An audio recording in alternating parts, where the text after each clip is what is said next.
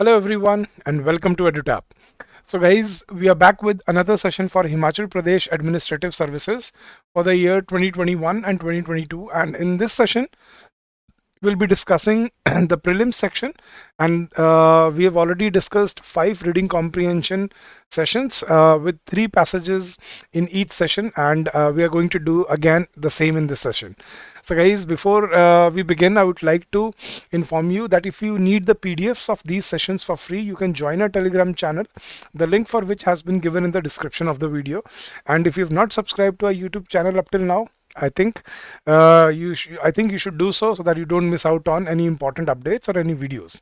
And if you wish to contact us, guys, you can call us on this number 81462 07241, or you can also drop us an email at hello@edutap.co.in. So guys, without any further ado, let's jump into the session.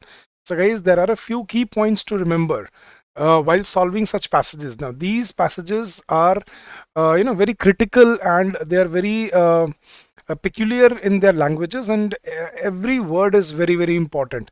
So there are basically 4 key points to remember. Number one, reverse reading. That means you should look at the question first, that what is the question, what is the demand of the question, and then you should read the passage. So that is what we call reverse reading. It helps you a lot. Second is reading between the lines. That means carefully understand the meaning of the message that has been conveyed by the author in the passage. That has to be understood very generically. Then careful assessment of all of all the premise of the passage, so that you can reach to a conclusion, you can reach your answer. And then elimination method. Use your elimination method to strike out any option that is not logical, or that is not that does not make sense according to the passage. So we can eliminate that, and that is how we reach to our answers. So guys, now we are only taking up level 1 passages. That is, they're short passages. We will be taking up level 2 and level 3 passages in the further sessions as well. So let's start this session, guys. So this is the first passage, and let's try to solve it together, and let's try to see what the answer could be. But first, reverse reading, we should read the questions first. So the question is, the author wants India to rid herself of certain past bonds because. So we have to find the reason why India wants to rid herself of certain past bonds. So right. So that is the question. Now let's read the passage, and let's try to figure out the answer. So here goes the passage, guys. Though I have discarded much of the past tradition and custom, and am anxious that India should rid herself of all shackles that bind and contain her and divide her people. So I think that is what he was talking about in the question, that that India should rid herself of all shackles that bind and contain her and divide her people and suppress vast numbers of them and prevent the free development of the body and the spirit. Though I seek all this, yet I do not wish to cut myself off from the past completely. So the author is saying that obviously he has discarded much of the past tradition and custom, and he's anxious that India should rid herself of all shackles that bind and contain her people and suppress the vast numbers of them and prevent the free development of the body and the spirit.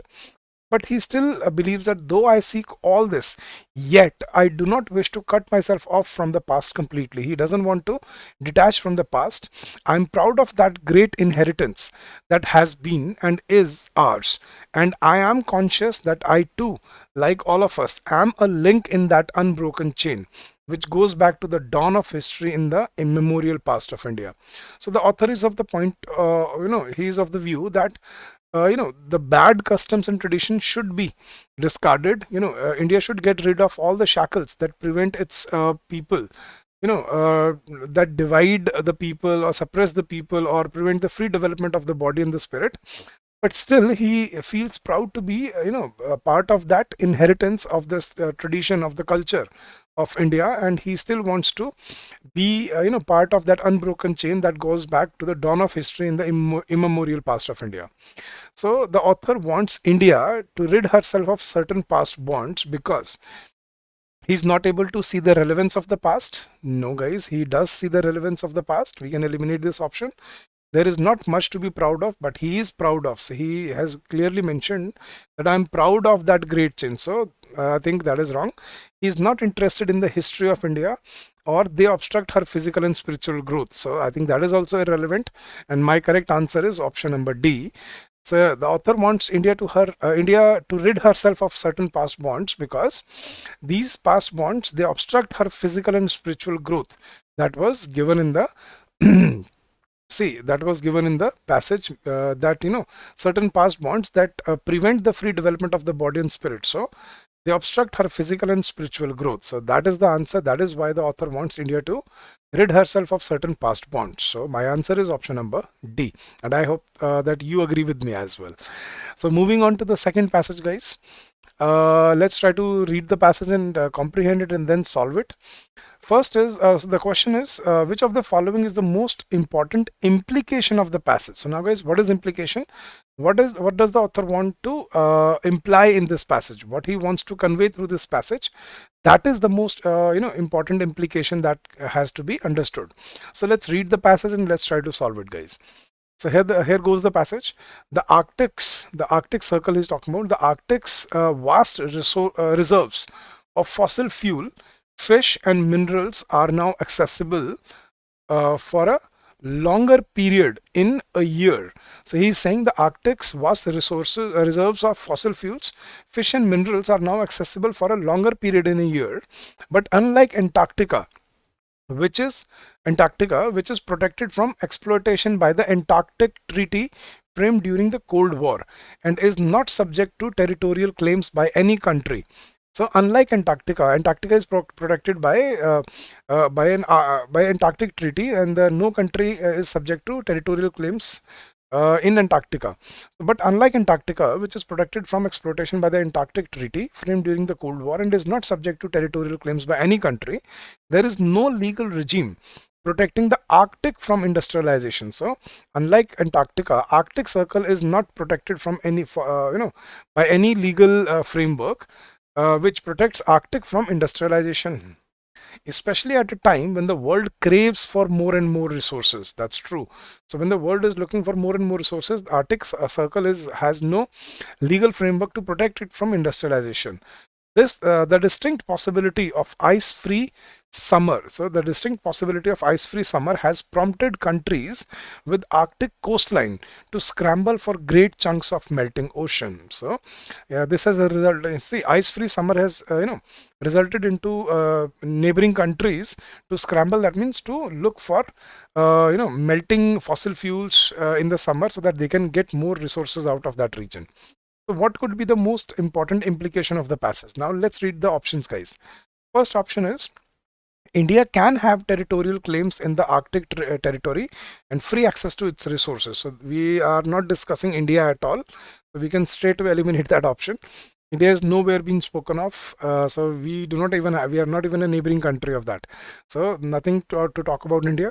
Let's look at the other options. Melting of summer ice in the Arctic leads to changes in the geopolitics. Absolutely true.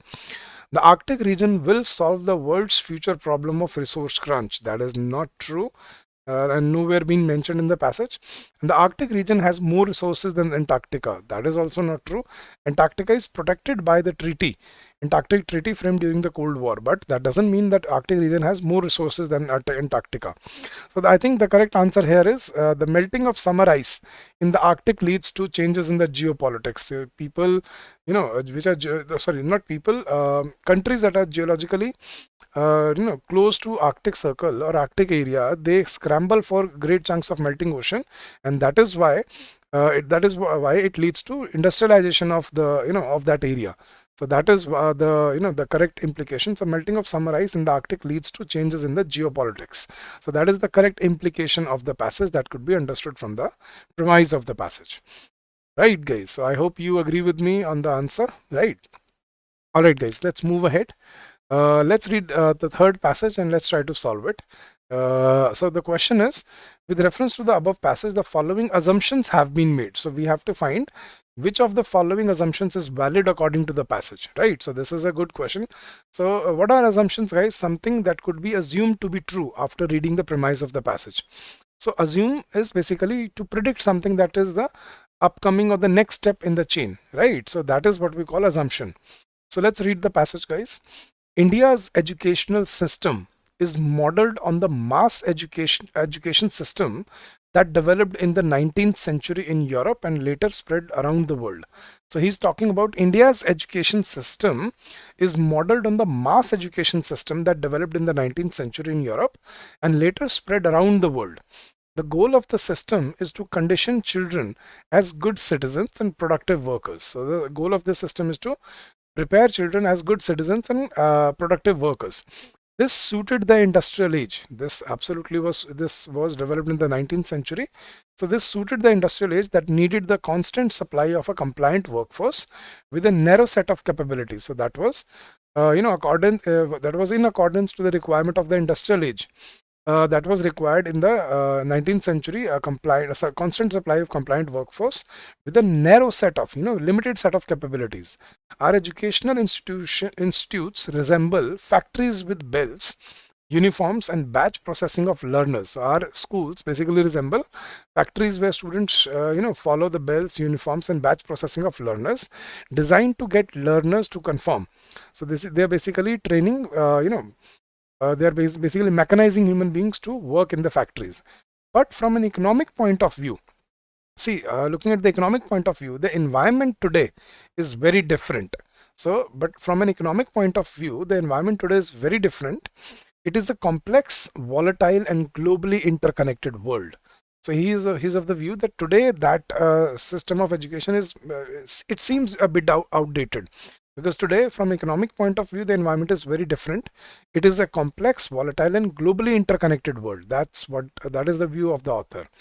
So he has made 3 assumptions. Let's read which assumption is correct according to the passage.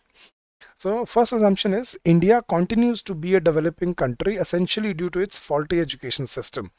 So are we talking about developing country, that India is still a developing country because of its faulty education system? I think that is not the assumption that can be taken from the passage. Second is today's learners need to acquire new age skill sets. That is absolutely true, right? Because that's what he wants to basically highlight in this passage. And third is a good number of Indians go to some developed countries for education because educational system there are a perfect reflection of the societies in which they function. So that was also not mentioned, that developed countries have good education system and this and that. They're talking about Indian education system. What are the, what is the, basically we are still dependent on the same old education system. So India continues to be a developing country essentially. So that makes the option very, very extreme. So I can eliminate that, and for me answer is only option number 2. Is there any option? 1, 3, 2 and 3, 1, 2, 3. So my correct answer is option number 2 only, guys. See, India continues to be a developing country essentially due to its faulty education system. That's not true. There are many other reasons that come into play, and we are not talking about we have not even spoken about the developing, India being a developing country. He has mentioned the economic point of view, that environment today is very different. It is a complex, volatile and globally interconnected world, but that does not mean that India is developing country essentially due to faulty education system. Now, that is not the assumption. Assumption is what has to be the next step. So today's learners need to acquire new age skills. That is the true assumption that has to be made, and third was absolutely irrelevant. So my answer is option number 2, that today's learners need to acquire new age skills. So that is my answer of this passage, guys. So guys, this is how you basically reverse read the passage and then carefully assess the passage, then reading between the lines, and then you basically, after eliminating the options, you read your final conclusion in these questions. So I hope this was helpful to you. And guys, if you want the PDFs of these sessions for free, you can join our Telegram channel, the link for which has been given in the description of the video. And you can check out our courses. There are many links that are given in the description so that you can get to know what type of help and support we provide you in these courses. And if you wish to contact us, guys, you can call us on this number 8146207241 if you have any queries regarding our courses or anything else. And if you wish to drop us an email, you can drop us an email at hello@edutap.co.in. So guys, I thank you very much once again for your precious time, for joining us, and we aspire to support you throughout this journey. So having said that, guys, I'll see you again very soon with another session like this, so that we can develop our critical and analytical skills and we are able to score well in the prelims of Himachal Pradesh Administrative Services. So guys, stay safe, stay healthy, and happy learning to all of you.